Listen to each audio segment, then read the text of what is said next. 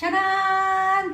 Hello, good morning everyone! Happy Wednesday po sa inyong lahat, lalong-lalo na sa ating mga Irenatics, Team Charan at Charanatics, di ba? Ayan, ito po ang ating Wednesday outfit. Outfit daw. Tama naman outfit, At ang ating tasa, ayan, yung color niya, meron siyang mga parang peach pink na color. Yung damit ko ay peach. Tapos dito may mga sulat-sulat siya na peach pink. Ayan. Ayan, malapitan po sa ating tasa. Para siyang pink pero peach po siya. Ito lang ating simple lang pong ating damit for today. Ang ating outfit for Wednesday. Dito lang po kami sa bahay. Chinelas tayo. Ayan. Kaya po ako may bag. Kasi mamaya, darating ulit yung biyanan ko. Katulad na nasabi ko, di ba? Kaya natin pinospone yung ating second batch ng raffle. Ayan. Ito yung ating bag. Nakita nyo na rin po ito ng maraming beses. Ayan. Lapit natin. Ang laman niya sa loob, what's in my bag. What's in my bag ay bag din na maliit. Ayan po. Tapos meron tayong mga cellphone. Ito puro mga power bank ang laman ito para pag sa labas hindi tayo maubusan. Flex na natin. Kahit naka-chinelas tayo. Di ba? Charan! Di ba? Ang ating kape. Balikan natin yung ating kape. Lakad-lakad tayo ulit. Ang video na nga pala na ito ay lumamig ng ating kape. Ang video ito po ay tungkol sa ayun! Naalala ko, mati ako ng kalimutan.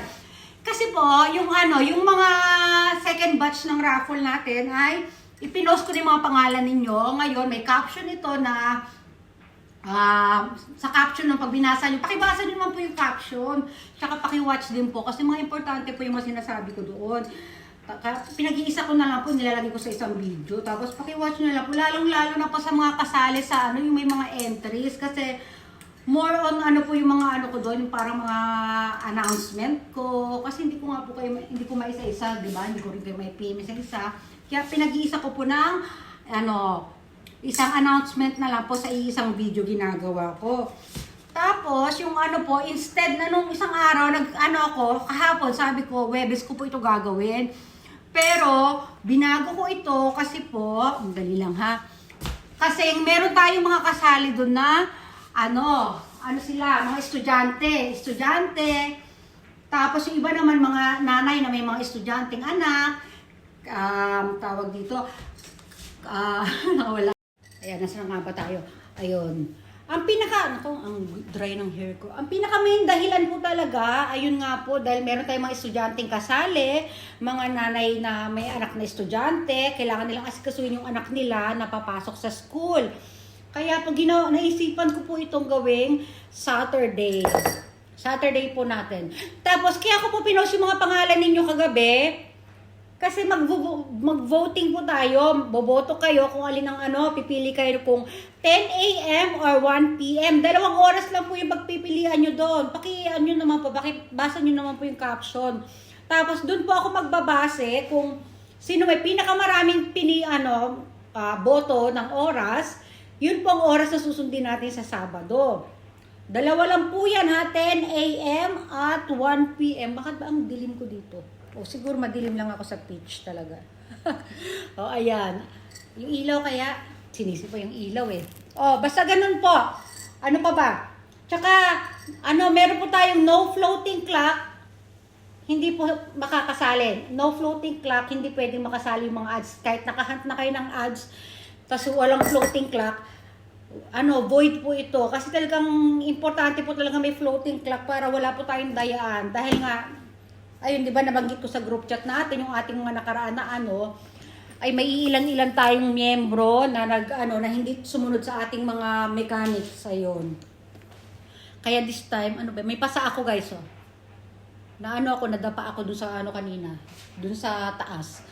Takpan natin ito. Tapos ano pa ba?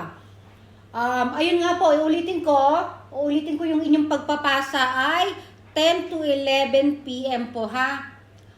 O kaya, kung makapagpasa na kayo, kunyari wala pa kayong 10 to 11 p.m. nagpasa, kunyari nagpasa kayo ng 9 p.m. hindi na ulit kayo pwede magpasa. Kaya ibig sabihin, pag nagpasa na kayo, ibig sabihin matutulog na kayo. Wala nang ano, hindi na ano yun. Kasi yung ano, kaya ako binanggit ito kasi po, yung isa kong ano, ito si Eric Schmidt, yung pamangkin ko, yung nakikihunt din ng ating ads, ano siya dito, kasama ko siya dito sa bahay, maaga po talaga siya natutulog. Kaya sabi ko, sinuggest ko sa kanya, pag kahit hindi ka pa 10 or 11, kasi ganung oras humihilik na po siya. Hindi, mahimbing na po yung tulog niya. So, ang natulog niya dito, mga 8 or 9, natutulog na po siya. Minsan nga maaga pa 7. Okay? Ibig sabihin, pag sabi ko sa kanya, pag matutulog ka na, saka mo ipasa, o kahit wala pang ganong oras. So, ibig sabihin nun, tulog ka na, hindi ka na pwede magpasa ulit. Baka yung iba kasi sabi, matutulog na ako, so yung meme, nakahat pa. O, pasa ulit. Para isang pasahan lang po kayo sa isang araw, ha? Ganun po ang gagawin natin. Ano pa ba, hindi ko nababanggit. Dapat kasi nagsusulat talaga ako. Marami akong nakakalimutan, guys. Yun. Tapos, ano pa ba? O, yun na lang po muna.